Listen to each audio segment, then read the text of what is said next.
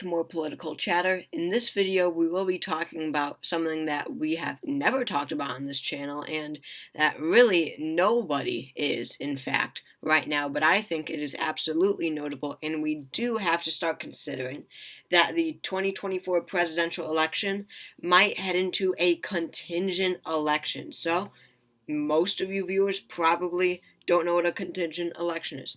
A contingent presidential election is when, in the Electoral College, no candidate reaches 270 electoral votes. You always hear race to 270, and someone will in past elections, someone was sure to come out on top, or sure to come out past or at 270, right? Well, we are coming into an election where it's not so certain that anybody will get to 270. Why? It's because of third-party candidates. I've made numerous videos on this now, how third parties will get the highest vote share in 2024 as of now, since likely 1912, when you combine their vote together. We have Robert F. Kennedy Jr., the strongest. He's at 15% right now. But among the best polls, he's at over 20. Quinnipiac, the best pollster in the business, has him at 21. Harvard Harris, another great poll, has him at 2021 at 21, and Reuters has him at 20. So I would put him at a little bit over 14, approaching 20. We have Cornel West, a progressive, who's polling at a few percentage points, 3 or 4% usually. Then in the Green Party, we have Jill Stein running again, who famously, quote unquote, threw the election to Trump in 2016.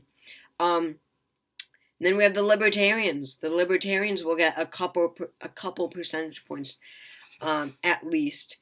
And then No Labels might run somebody, but that is we're not even going to consider right now because that changes the entire dynamic once again.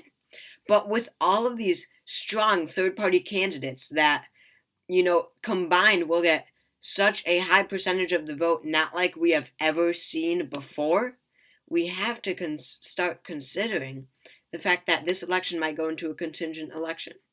Now, if this Biden versus Trump matchup was a blowout as of now, if Biden was crushing Trump right now, or if Trump was crushing Biden right now, then we wouldn't have to consider that this election might go into a contingent election, because let's say Trump was crushing Biden right now, then he'd be winning in Arizona, he'd be winning in Michigan, he'd be winning in New Hampshire, he'd be winning in Minnesota.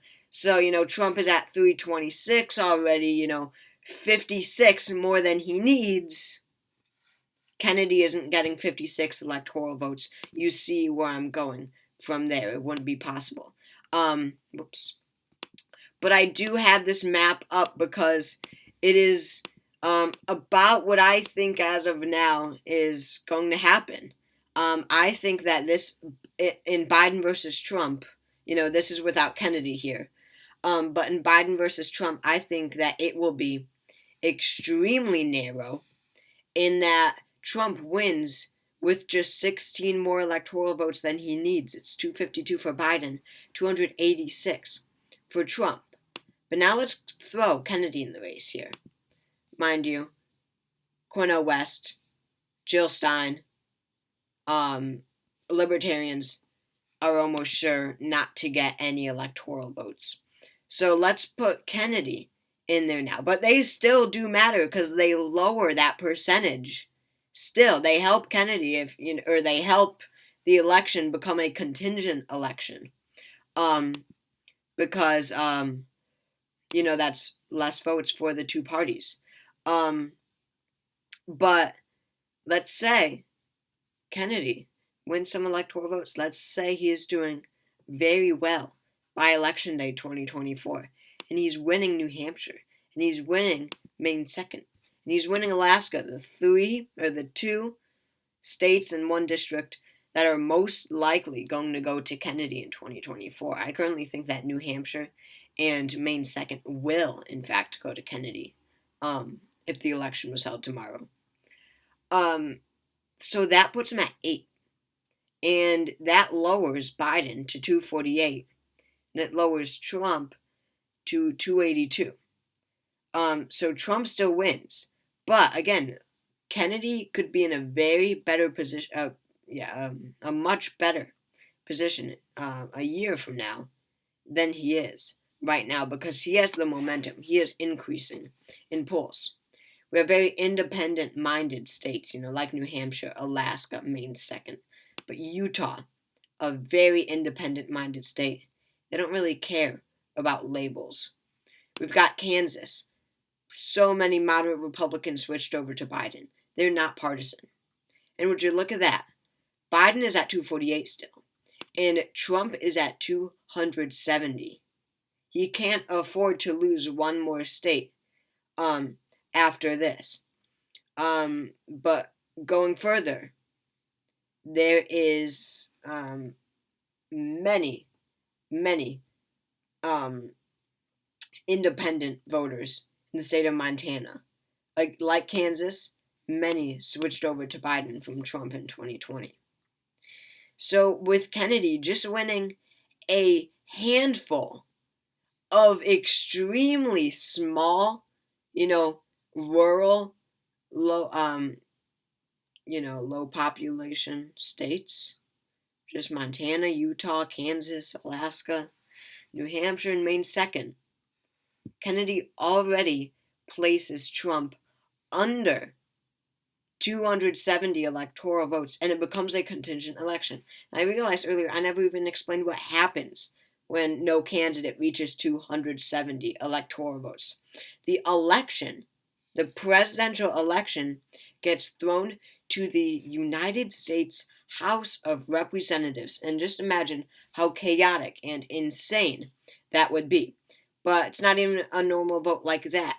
Each state's delegation puts forward one vote. So there are 50 votes, one vote for each state delegation.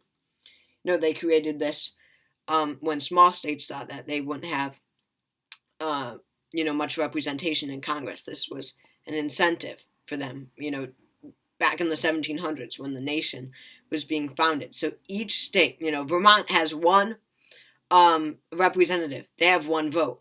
California has 49 or something, 48 representatives. They also have one vote.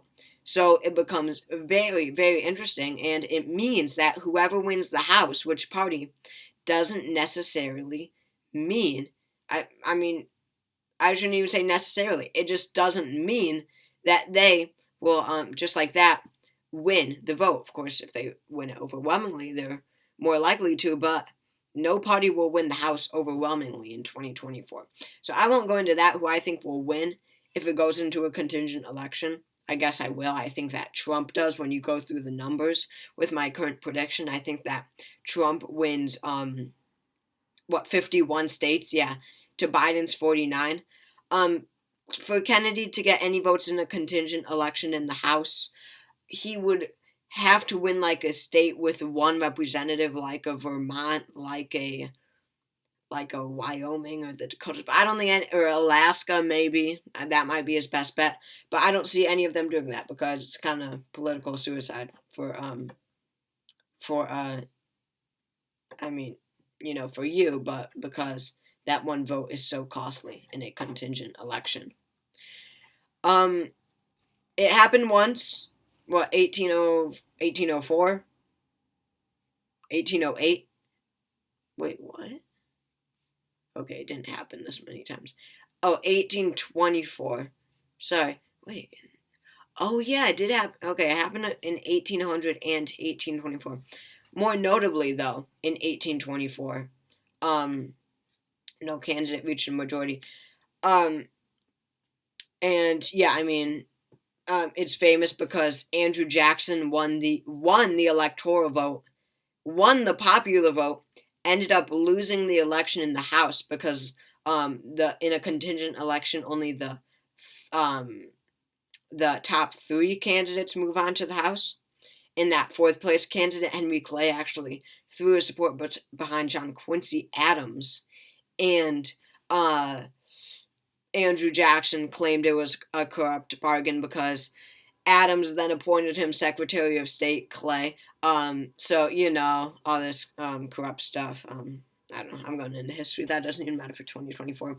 But something very interesting could happen in 2024. That's a contingent election. So watch out for that. Thank you all for watching this video. I hope you all enjoyed, and I will see you all later.